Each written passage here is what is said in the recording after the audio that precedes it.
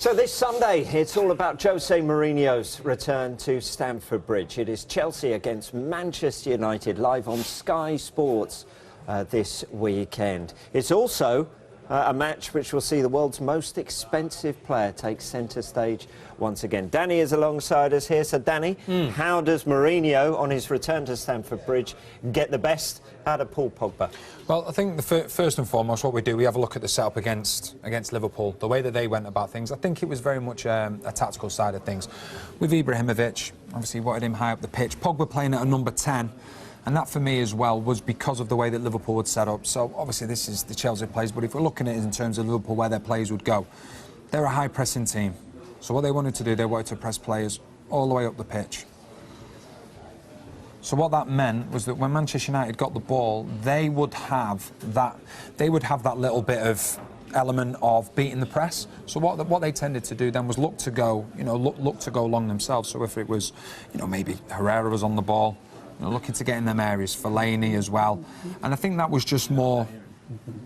Bayer did the same thing, Smalling. So all the players had the same understanding, the same thinking, that they wanted to play the ball up to Ibrahimovic and to Pogba to then beat that high press from Liverpool.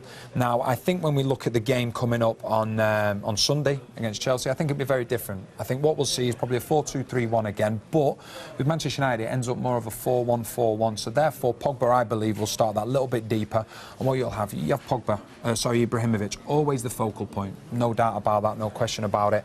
And then when Pogba is at his best, in my opinion, is when he's facing the opposition goal, not with his back to goal, when he has got the sight of the goal in front of him, he gets the ball, and the way that he drives forward. And what you'll find is with Ibrahimovic, obviously we pull Pogba up there, I think Fellaini, get a little bit further up the pitch, Rashford, obviously, and Young. So if we just concentrate on these players going forward up here, what you'll find is that David Luiz, Cahill, I think as well. I think Cahill at times, Azpilicueta, when they'll move for me. No, it's Ibrahimovic now. Azpilicueta when they'll move. Doesn't want to move. There he is. Cahill when he wants to move. So I think what you'll find is that a lot of them will actually be tied up by Ibrahimovic because of the physical threat that that he brings. So therefore, I think what you'll try and see then is that Matic and obviously Kante, Pogba will look to try and get into these spaces. He'll look to try and get into these spaces to go and support Ibrahimovic. Therefore, he's running towards the opposition goal. And that, for me, is where he's at his best. When the balls are going out wide, if you've got the likes of Rashford, Young, being supported by the two full-backs getting forward, crosses coming into the box as well, you're then going to have the physical threat of Ibrahimovic, of Pogba and Fellaini. So for me, Pogba is at his best when he has that freedom to go forward, sort of like probably Yaya Toure when he was at his best. For me, he was a phenomenal player, energetic-wise and going forward. And for me, that's the best role for Pogba. So I look at the Liverpool game and I think to myself, he played with his back to goal a lot, but I think that was because of the tactical side of things and Mourinho wanted to beat the press. Against Chelsea, I think it'll be a little bit different and we'll see Pogba playing that deeper role, which I believe suits him more. So this is effectively Wayne Rooney for the future then, because that would have been a position which he would have thrived on as well. So Pogba has taken that. Yeah. We discussed Rooney playing out wide, he can't play there and he can't play deeper there, and this has been the main conundrum for Mourinho. Well, I think one of the things is that as the season developed, you looked at Ibrahimovic, you looked at Pogba, you looked at Rooney, and I think that he came to the conclusion that the three of them couldn't play in the team together because at times they may get in each other's way. Ibrahimovic could drop deep, Rooney would sit as the number 10, and Pogba would then be wanting to go forward. So three players could each be getting sort of in each area, in each other's space. Where in all reality, if you've got them three players in the pitch, you want them in different parts of the pitch. And with Pogba there, with the energy that he's got, he needs that room provided and created for him to run into, because when he gets into his stride, there's not many that can keep up with him. And we've seen in recent performances, when he has played that little bit deeper, he's very instrumental on the performances of Manchester United in enabling Manchester United to get the results that they need. And if you're going for Pogba here and Fellaini alongside him, how important then is the pace of Rashford and Young, and is that why there's no matter?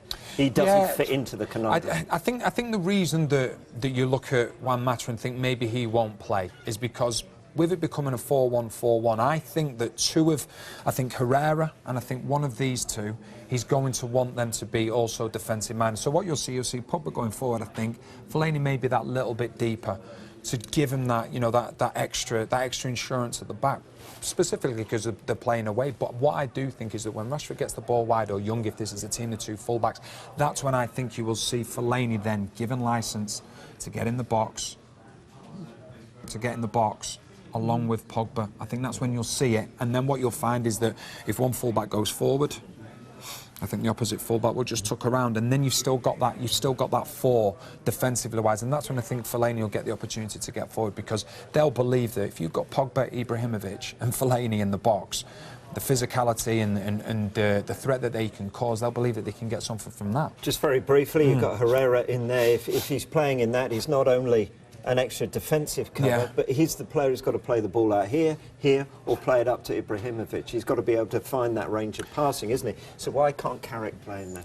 I think the problem is at the moment is that I love Michael Carrick. I think he's an absolutely fantastic player, but I don't know whether Mourinho looks at him and thinks, right, can I trust him, if both my full-backs are gone at the occasion, can I trust him to look after both of my centre-backs to stop the counter-attack? Carrick, for me, is still one of the best midfielders at Manchester United.